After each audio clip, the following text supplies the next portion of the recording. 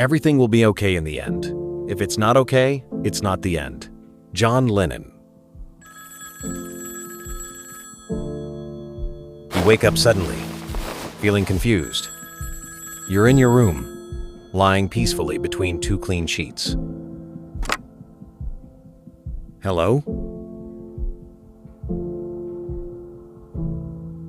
Hello, Jacob.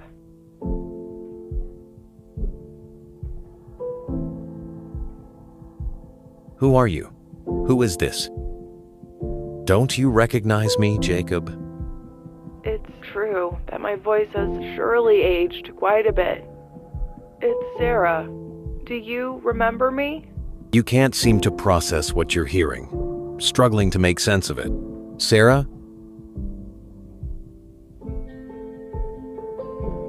Sarah? Am I dead? You're not dead. Don't worry. But one had to reach out to you, to thank you for saving my life, for all you did for me. I'm sorry. I'm still at a loss. What in the heck happened? That's a loaded question, a story in itself. I'll give you the abbreviated version. The letter from my father, he wasn't lying. And hearing you convey that letter to me changed my life. You were telling the truth, Jacob. I ended up selling my daddy's prize stamp, the inverted Jenny. It's among the rarest stamps in the world, and the proceeds enabled for the kind of care both my mom and Kevin required. And thank you for telling me about my mom, that she wasn't dead. It enabled me to get an appointment in prolonging her life. She had a blocked artery, but she's alive today, and it's thanks to you. It further enabled me to go to college, and so I earned a degree specializing in addictions as a clinical psychologist. On top of that, I opened a center here in Beddington, where I'm currently practicing.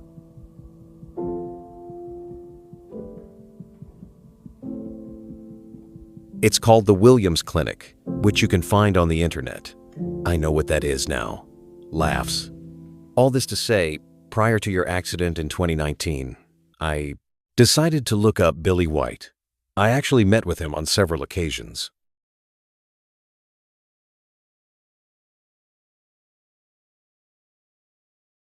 Billy White? It took some doing, but I eventually tracked him down. And with a little arm twisting, I convinced him to come to the clinic. I'm proud to say that Billy will soon be celebrating 12 months of sobriety starting next week. I'm not sure where all this is going, Sarah. What does this have to do with me? I'm giving you back your life, Jacob. Billy White wasn't on the road that night. You were never in an accident. I had a great life, you know. Now it's time for you to live yours. Maybe we'll see each other again someday. I have to go now, Jacob. My flying car is waiting for me. Thanks for everything. You feel a soft hand as it rests on your shoulder. Good morning, Jake, honey. Did you sleep well? You hear the joyful sounds of a baby. Chloe. The scent of citrus fills the air, the way it was meant to be. This is how it all ended. Or, this is how it all began. You spend the following months savoring every minute, every moment spent with your family. Sometimes, in the evening, there in the darkness, you wonder, was it all a dream? The memories in the far corners of your mind, of what took place in the spring of 2019, the harshness of it, eventually fade towards better things. The birth of Chloe, the success of your brand new novel, and your fateful encounter with Scott, that old rickety rugged sheriff. He's now a cherished friend, and Scott regularly helps himself to a cup of joe and still grumbles day and night. But he's always there when you need him and always ready to lend a helping hand. He knows nothing about the events that took place before. To him, they never happened, at least not in this realm. And his wife, an elderly, wonderful woman by the name of Kelly, is far more discreet in nature.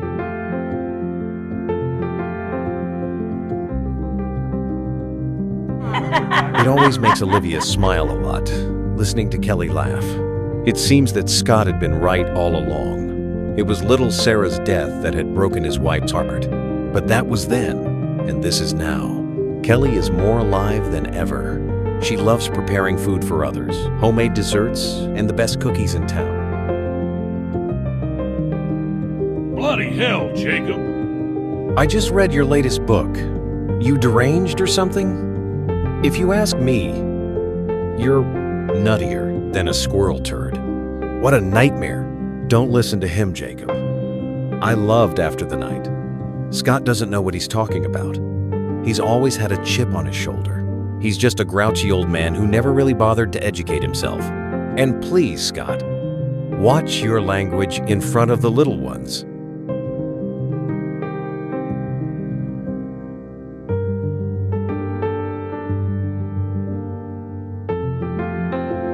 You're right. You're right.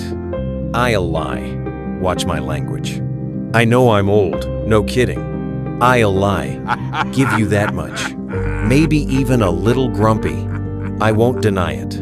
But when it comes to being uneducated, sorry, that's where I draw the line. Education isn't just about having a fucking university degree. Yeah, maybe you can tell me a thing or two about how to conjugate my sentences correctly. But I can promise you this much, mister. Writer, I can show you a thing or two about fly fishing that you never learned in school.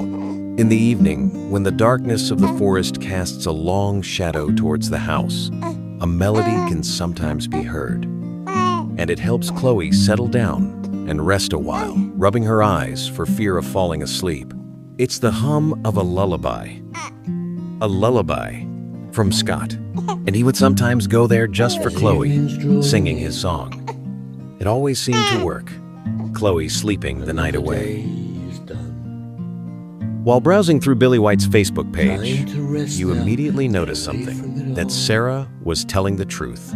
There, on his profile picture, you observe Billy proudly displaying his 1-year alcohol-free badge.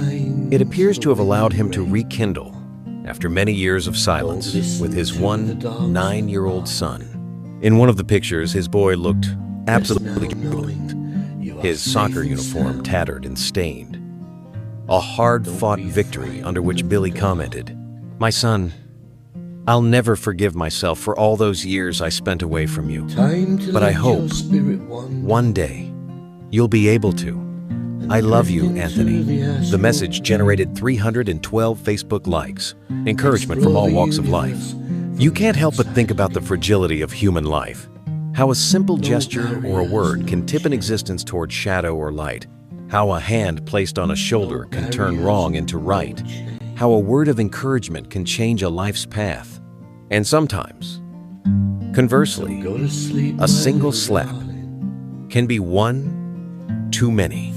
The line between a monster and a hero, between man and beast, sometimes feels so fine, so fragile. In the complexity of our lives, every choice, every action, every spoken word weaves the fabric of who we are and who we become. The more time passes, the more you find yourself doubting the veracity of your story. Like a vapor escaping through a window, the images from the past gradually become dispersed and blurred. Memories are not designed to bring together simultaneous and contradictory information. Emily's death, Emily's life, your child's death, your child in your arms, Scott's suicide, and Scott serving you a cup of coffee. Reality seems to twist and bend, leaving behind a tapestry of uncertainties and doubts. Consciousness prefers the tangible, the ironclad, the congruent. Like the fleeting memories of a dream, your mind works behind the scenes to clean up any traces of information that contradict with reality. To avoid losing your memories entirely in the maze of forgotten dreams, you set out to write your adventure as if it were fiction. Perhaps it is a way to give meaning to what lacks it, to fix in time what seems intangible. During the confined months of the global COVID-19 health crisis, you immerse yourself in writing, pouring onto paper every memory, every emotion, every contradiction of your story. When you receive the first print of your novel in early 2021, a half-amused, half-resigned smile appears on your lips. The publisher, in their marketing strategy, has printed your name, King, in conspicuously large letters on the cover.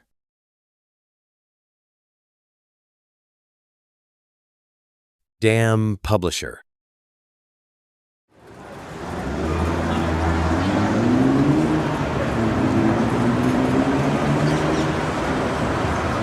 On an unusually cold April day, a biting wind sweeps through the streets of Bennington. Inside a bustling commercial bookstore, packed with eager readers, you're here for the signing of your latest thriller, The Talkie.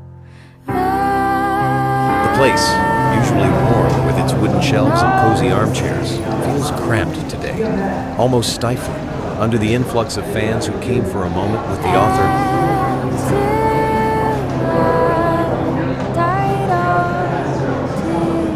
You have been there for 2 hours already, and the routine is beginning to weigh heavily on you. Each signing is a forced smile, each handshake a repetition. The questions follow one after another, all alike, and you answer mechanically, your pen gliding over the pages with words that feel increasingly hollow. To Paul, may the words take you where silence reigns. Jacob King. For Clara, may each page be an open window to the unknown. Sincerely, Jacob. And then, there's this figure that commands attention, a presence unlike any other, a blonde woman, gracefully in her 50s, her eyes sparkling with intelligence, and an aura that seems to radiate through the room. She moves toward you with a confident stride that contrasts sharply with the tension in the air. A gentle smile softens her features as she extends a copy of the book to you. It's Sarah. It's been a while, Jacob. I can see you're doing well. I'm really happy for you. Around the corner of the library at a nearby cafe, you spend a couple of hours getting to know each other. She tells you about her life, her loves, the child she lost in childbirth, and later on, her 2 children who helped to heal any past wounds. She keeps alive in vivid memory your conversations from 1,988 conversations now more than 30 years old for Sarah.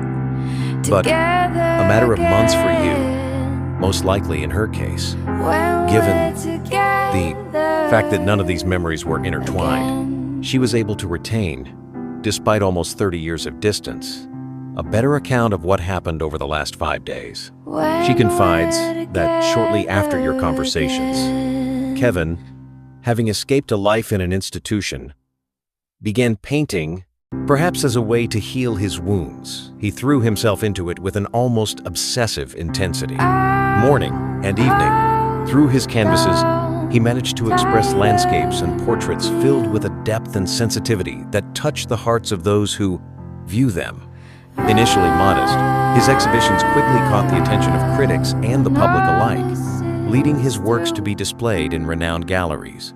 Kevin Williams is now a respected name in the art world, and his talent continues to leave a lasting impression on everyone he encounters. She also mentions that Jeff Johnson and his wife Lisa opened a fishing store near Green Bay Falls back in 2000. They sold camping and hunting gear, and eventually had 2 children, a boy and a girl, now both teenagers. One afternoon while cleaning his gutters, Jeff lost his footing. He fell, hitting the pavement head first. Just like that, his life ended. He died in 2018. While cleaning his gutters this one afternoon, Jeff lost his footing, and just like that, never made it off the ground, hitting the pavement head first. He died in 2018. It's time to say goodbye, for the moment couldn't last, and the rain hadn't relented. There on the sidewalk, you simply stare at each other. I almost forgot, Jacob. I have something for you. Sarah opens the car door and leans in. She removes an object you immediately recognize, the walkie-talkie. Hey, I wanted you to keep yours. Take care of yourself, okay? Object in hand, looking at her for the last time, Sarah departs under the veil of fading light, turning right on Main Street. The end. My friend.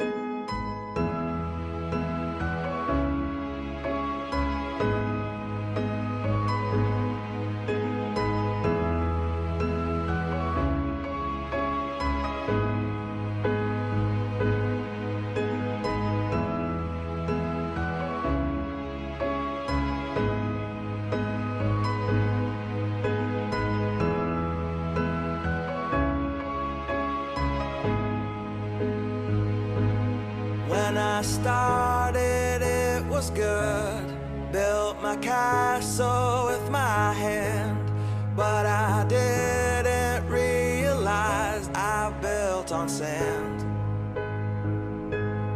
And the wind came rushing in, and the waves rolled from the shores, and my kingdom tumbled down, roof to the floors. And that day I walked away, said I would never turn back again.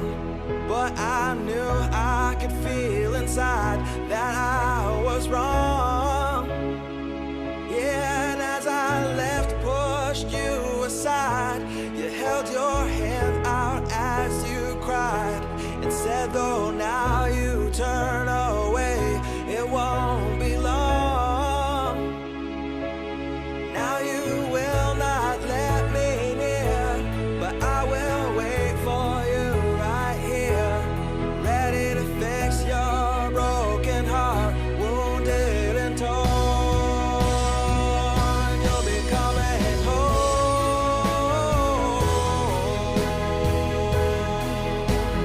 Home. You'll be coming home.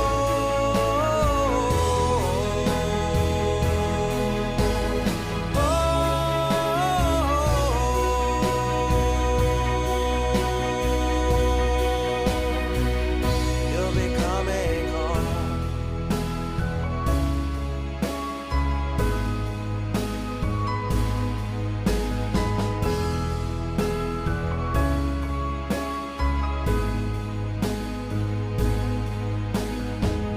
When I was young, the world was simple, I was free. But as I aged, a monster grew inside of me. Tried to mask the